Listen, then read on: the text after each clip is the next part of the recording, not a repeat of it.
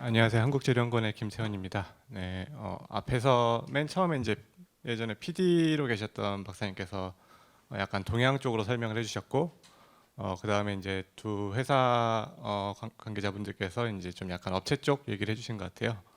저 같은 경우는 지금 정부출연연구소에서 근무를 하고 있고, 이제 조금 앞에서 말씀드린 내용하고는 조금 다르게 좀 더 소재 위주로 뭔가 당장 쓰이기보다는 약간은 나중에 쓰일 수 있는 조금 새로운 소재 제한적인 측면에서 말씀을 드리고자 합니다.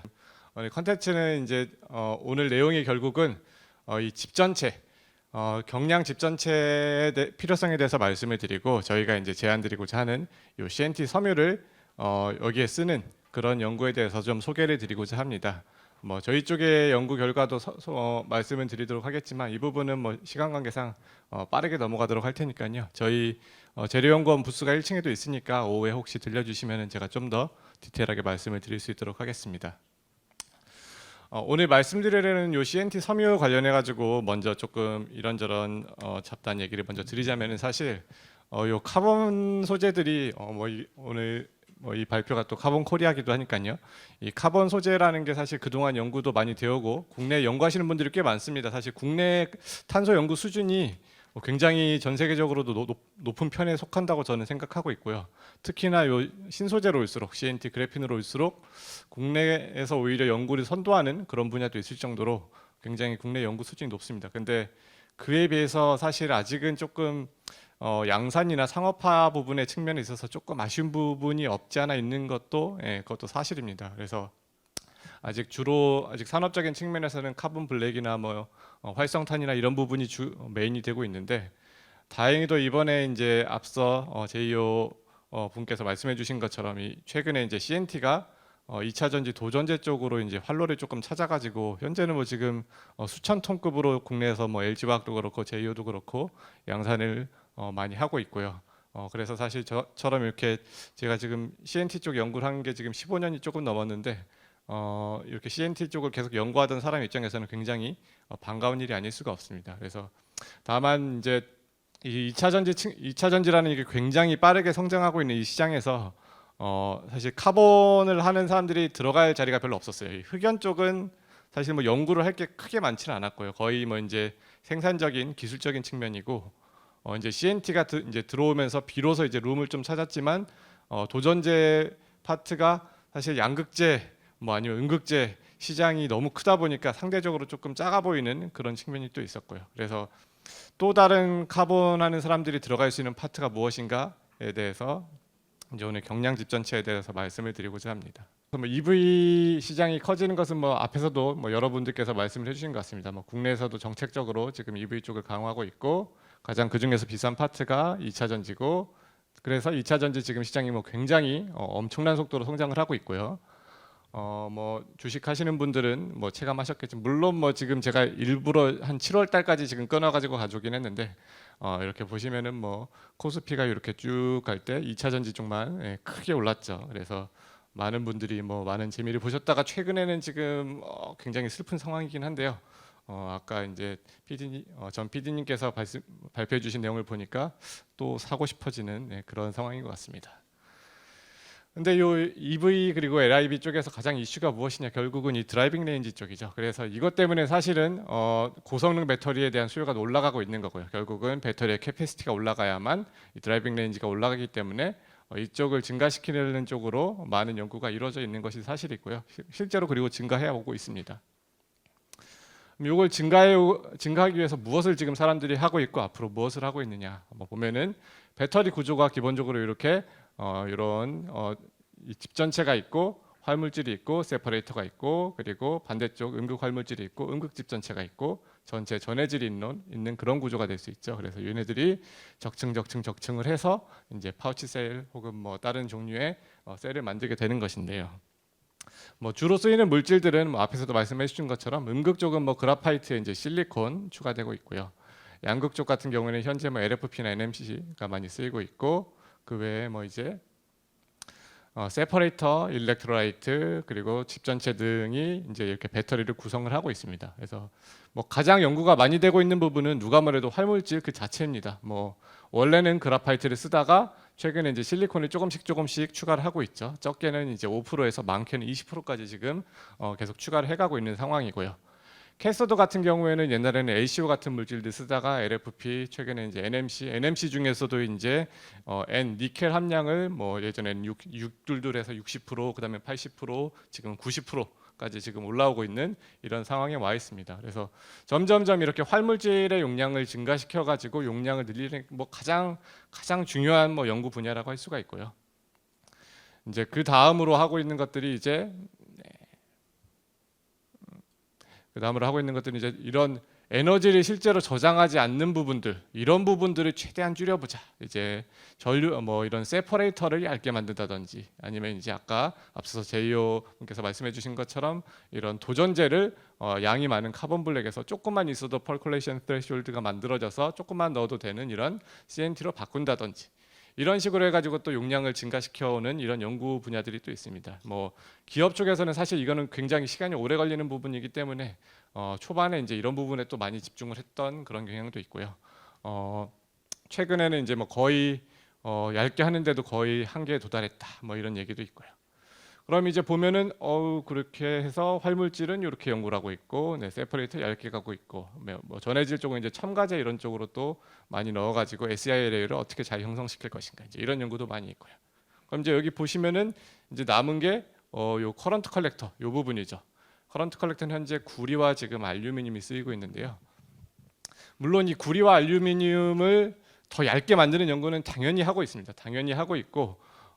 이 구리 같은 경우에는 뭐 이제 지금 전해도금과 같은 방법을 통해 가지고 이렇게 만들어서 점점점 얇게 가고 있고, 알루미늄은 이제 계속 눌러 가지고 점점점 얇게 가고 있는데, 문제가 이제 얇게 하는 게 궁극적으로 한계가 있는 거죠. 왜냐하면 너무 얇게 돼 버리면 이제 기계적 강도가 안 나오니까 찢어지고 끊어지고, 코팅할 때 걸려 가지고 찢어지고, 이제 이런 이슈들이 계속 발생을 할 수밖에 없기 때문에, 그러려면 이제 또 강도를 올려야 하고, 이제 또 다른 차원의 얘기가 또 점점 시작이 되는 거죠. 그래서 필름 자체는 뭐 4마이크로짜리도 이제 개발돼 있고, 심지어 뭐 랩 스케일에서는 더 얇은 것도 개발은 돼 있지만 사실상 적용하기가 굉장히 어려운 그런 이슈는 있긴 합니다. 그래서 지금 보시면은 여기서 이제 이 커런트 컬렉터가 대략적으로 상용 배터리에서 한 질량이 10에서 12% 정도 차지합니다. 뭐 랩에서 연구하시는 그런 코인셀 만드시는 분들한테는 뭐 50%까지도 가고요. 이제 최적화된 이런 상용화 배터리에서도 10에서 12% 정도 가는 건데요. 네, 이거 굉장히 잘 넘어가지가 않네요. 네. 그래서 이걸 대체할 수 있는 게 무엇이 있느냐, 뭐 이런 부분도 사실 연구는 많이 되어가고 있습니다. 뭐 다른 좀 더 가벼운 금속을 쓰는 부분들, 아니면은 뭐 폼 같은 그런 구멍이 뚫리는 거를 쓰는 부분들, 아니면은 이런 카본 소재를 쓰는 부분들, 이런 부분들도 있거든요. 그래서 여기 계신 여기 있는 리뷰 페이퍼에서도 이제 카본 소재에 대해서 얘기를 하고 있는데, 이 카본 소재를 쓸 경우에는 어쨌든 굉장히 이 근본적으로 밀도가 낮기 때문에 똑같은 두께에서도 훨씬 가볍게 갈 수가 있다라는 장점이 있습니다. 그래서 이 부피 대비 성능을 증가시키기는 어려워도 이런 무게 대비 성능을 증가시킬 때는 굉장히 유리한 측면이 있다라고 할 수가 있고요. 그래서 만약에 어떤 아이디어란 카본 필름이 있어서 한 10마이크로 정도 두께의 집 전체를 만들 수가 있다라고 한다면은 대략적으로 밀도를 한 1.5라고 놨을 때 알루미늄의 이 면밀도로 봤을 때 알루미늄의 무게를 한 절반, 카파 대비 한 5분의 1 정도로 줄일 수가 있기 때문에 셀 전체로 봤을 때는 거의 10% 가까이 무게를 감소시킬 수가 있습니다. 그래서 이런 게 있다면 정말 좋은데, 문제는 이런 소재가 과연 존재하느냐, 이제 그런 게 문제가 되겠죠. 그래서 저희한테 익숙한 이런 카본 소재들을 먼저 이제 생각을 해보면은, 첫 번째로 도전제로 현재 쓰이고 있는 카본 블랙. 근데 이 소재를 가지고 10마이크로 필름을 만들면은 전도도가 나오지 않지요. 그래핀 같은 경우에는 CVD 그래핀은 전도도는 잘 나오긴 하지만 얘는 또 10마이크로로 오히려 두껍게 만들기가 힘들고요. CNT 같은 경우에도 이제 뭐 전도성이 우수하기 때문에 도전제로 많이 쓰고 있지만, 사실 이렇게 나노 컴파짓 형태로 CNT가 섞여 들어갔을 때는 전도도가 굉장히 우수하기는 하지만, 이거를 가지고 필름을 만들었을 때는 이 CNT를 분산하기 위해 필요한 이런 도전제가 아니고 분산제, 아니면은 수지, 그리고 분산하는 과정에서 쪼개지는 이런 CNT의 길이, 이런 이슈들 때문에 사실 CNT를 가지고 필름을 만들었을 때에는 집 전체로 쓸 만큼 충분한 이런 전도도가 나오지는 않습니다. 그래서 이럴 때 이제 쓸 수 있는 소재가 이제 오늘 제가 말씀드리려고 하는 CNT 파이버라고 하는 소재고요. 이 CNT 파이버라는 소재가 사실은 굉장히 좀 낯선 소재입니다. 이게 뭐 한국 탄소학회 이런 데 가서도 발표해도 모르시는 분들이 태반일 정도로 아직은 익숙하지 않은 소재인데요. 이 CNT 파이버라는 소재는 어떤 소재냐면은 일단 기본적으로 분산재나 이런 수지 같은 게 없이 100% CNT로만 이루어진 그런 소재라고 할 수가 있고요. 대략적으로 한 100만에서 1000만, 많게는 1억 개 정도의 이런 CNT가 모여가지고 섬유를 구성을 하고 있습니다. 그래서 이런 CNT들이 모여가지고 이렇게 CNT가 번들을 만들고 이 번들이 또 모여가지고 이 번들이 또 모여서 이런 파이버를 만듭니다. 그래서 이런 파이버가 한 대략적으로 10에서 150 마이크로 정도의 지름을 가지게 되고요. 이렇게 만들어진 파이버를 또 모아가지고 이제 저희가 이제 필름처럼 쓸 수가 있습니다. 이렇게 필름처럼 만들면은 이제 그때부터는 집 전체 같은 어플리케이션에 쓸 수가 있는 것이죠. 가지고 이런 CNT 파이버를 만드는 방법은 여러 개가 있지만 오늘 말씀드리려고 하는 직접 방사를 이용한 CNT 파이버의 경우에는 저희가 이제 CNT 파우더를 어딘가에서 사서 방사를 해서 섬유를 만든 이런 공정이 아닙니다. 이 직접 방사를 통해서 만들어지는 CNT 섬유라는 것은 이 퍼니스에 메탄가스 혹은 다른 가스들과 촉매들을 위에서 넣어 투입을 해주면은 실시간으로 CNT 파우더가 만들어져서 밑에서 계속적으로 연속적으로 섬유가 나오는 그런 형태입니다. 그래서 이런 스키매틱하게 한번 저희가 준비한 동영상을 조금 보여드리자면요.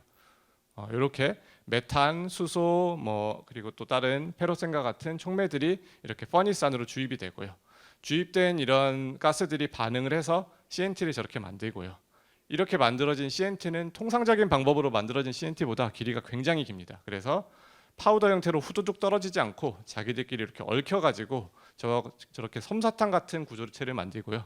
이것들이 물속에 들어가서 오그라들면서 섬유가 되고 쭉 감으면 연속적으로 수 킬로미터 이상의 섬유, 수십 킬로미터 이상의 섬유를 이렇게 만들어낼 수가 있는 것입니다.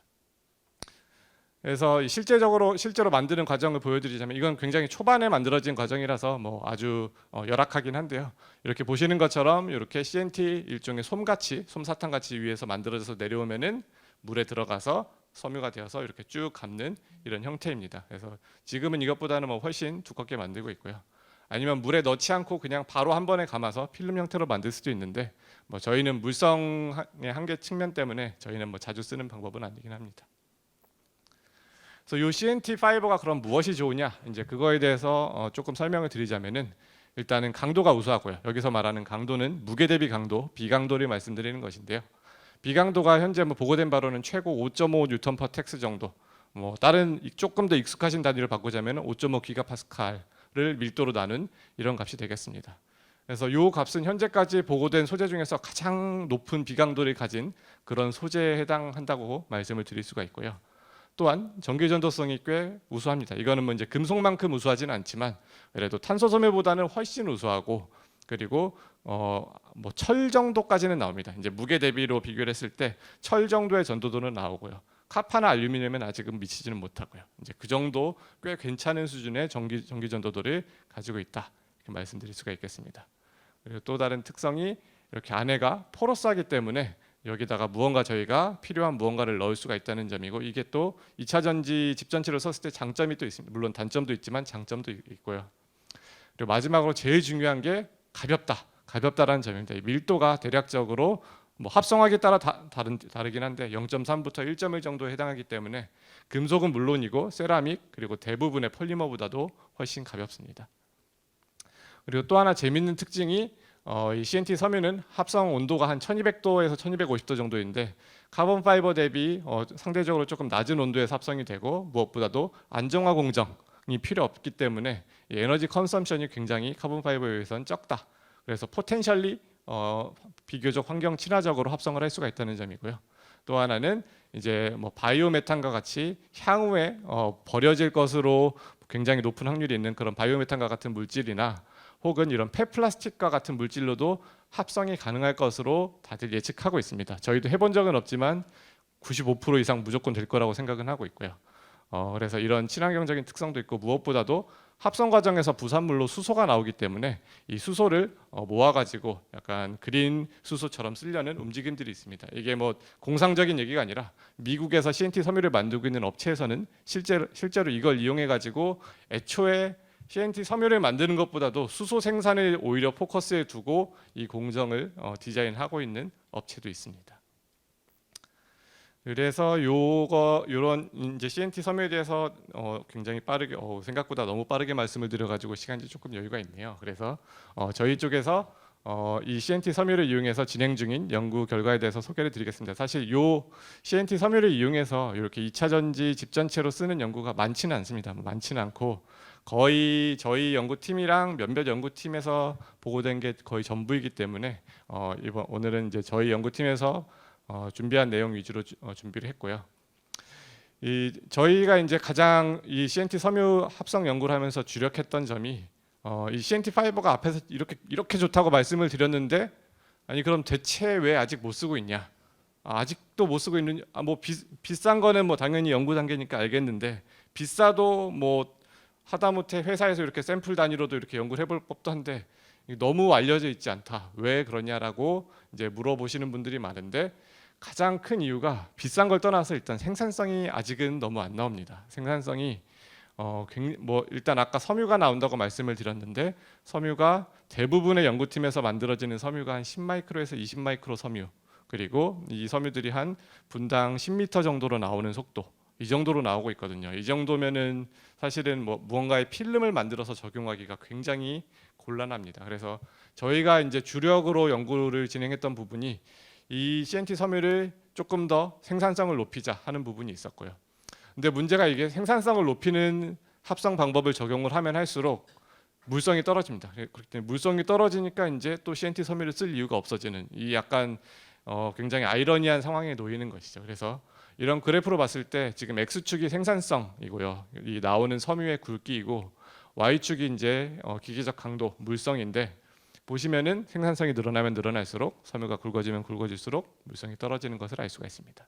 그래서 요거를 저희는 이제 생산성을 늘리면서 물성을 계속 올리는 방향으로 지금 연구를 계속 진행을 하고 있고 현재 타 뭐 연구팀 물론이고 타 회사에서 보고한 값들보다도 훨씬 높은 생산성과 강도를 동시에 가지는 섬유들을 만들고 있습니다. 그래서 앞에서 보셨던 섬유 대비 지금 보시면은 섬유가 훨씬 굵게 나오는 것을 알 수가 있고요. 그냥 이렇게 한눈으로 봐도 저기 0.1텍스라고 만들어 써져 있는 섬유들이 대부분 이제 실험실에서 합성되는 섬유 수준이고 1텍스가 이제 실험실에서 합성되는 가장 굵은 섬유급에 해당하는데 이제 저희가 합성한 섬유는 훨씬 더 육안으로 보기에도 굵은 이런 특성을 가지고 있는 것을 알 수가 있습니다. 그래서 이렇게 만들어진 생산성이 높은 CNT 섬유를 가지고 이제 어쨌든 집전체나 아니면 다른 어플리케이션에 쓰려면 필름으로 만들어야 하기 때문에요. 저희는 이제 이걸 가지고 바이 다이렉셔널 필름이라고 저희가 이제 명명한 이런 필름 제조법을 디자인을 해서 만들고 있는데요.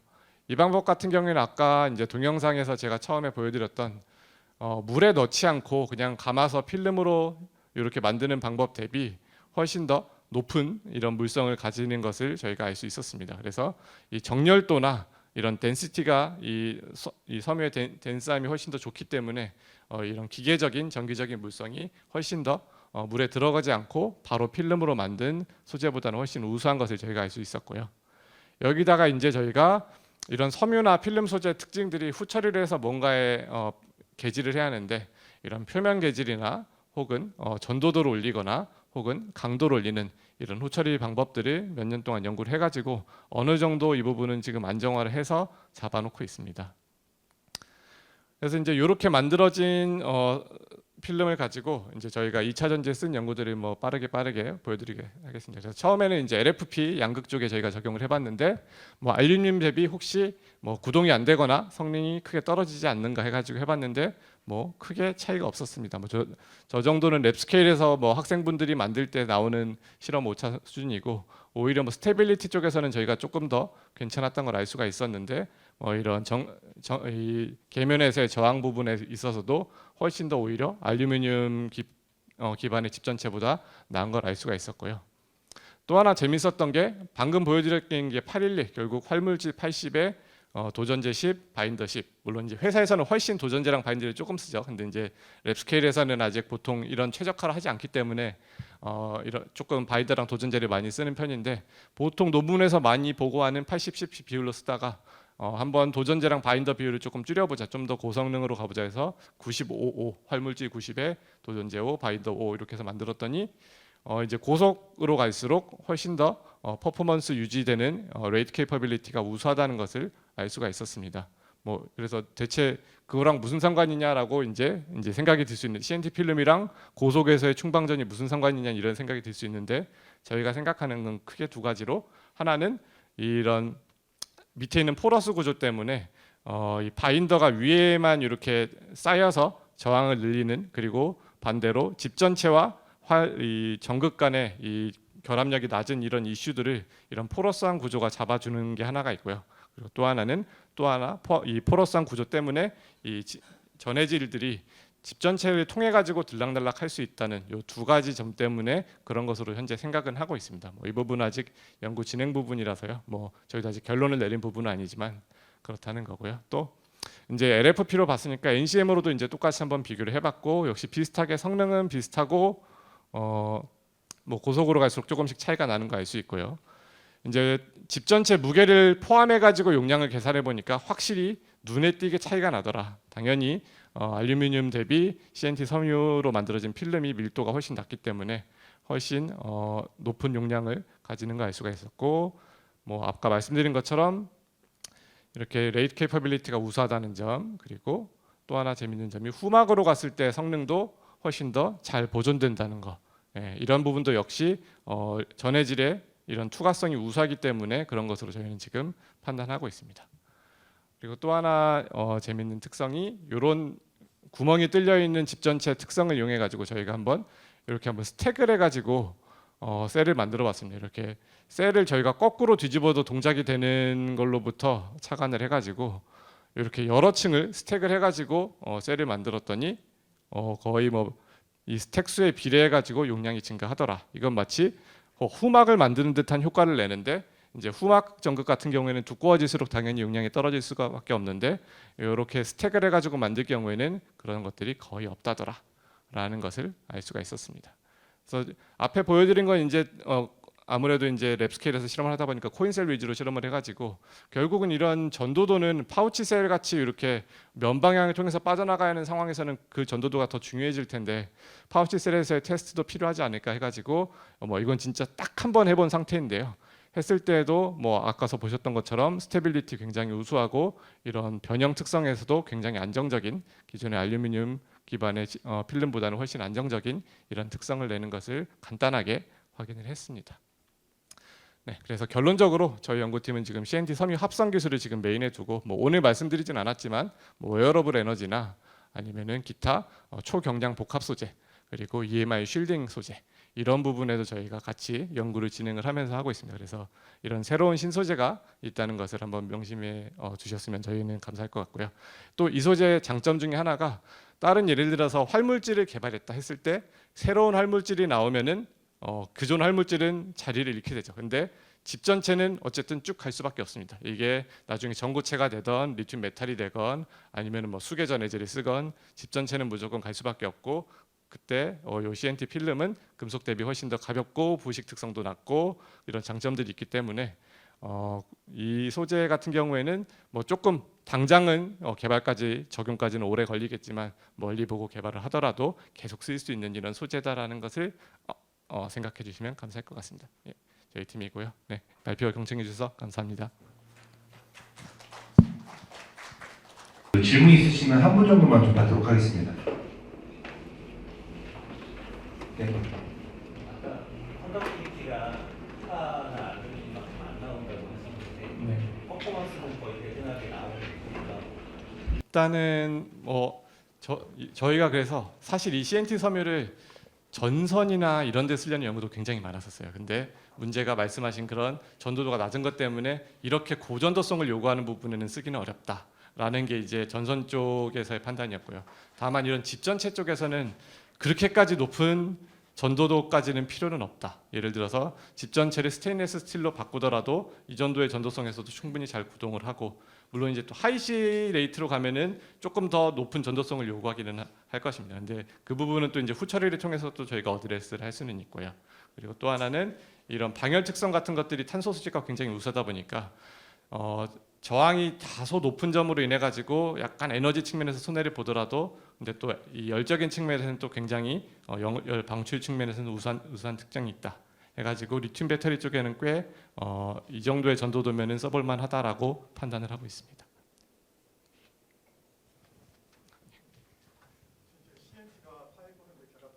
네. 이 CNT 간의 결국은 반대로 발수 인력 때문에 되는 건데요. 이게 일반적인 CNT는 길이가 짧기 때문에 아무리 뭐 이렇게 반대로 발사 인력으로 붙이려고 해도 이런 거시적인 스케일의 구조체가 나올 수는 없습니다. 근데 여기서 이 플로팅 저희 직접 방사법으로 만들어지는 CNT는 길이 같은 경우가 보통 수백 마이크로 정도라고 보고를 하고 있거든요. 이 정도 길이가 되면은 옆에 있는 CNT들이랑 도저히 떨어질 수가 없다. 너무 길어가지고 서로 얽히다 보니까 비표 면적도 넓고, 그래가지고 얽히고, 이 얽힌 상태에서 물에 들어가면서 물이랑 이제 CNT 간에 서로 친하지 않은 특성 때문에 서로 또 자기들끼리 이렇게 번들이 계속 만들고, 그래서 이제 섬유 형태로 잘 나오게 됩니다.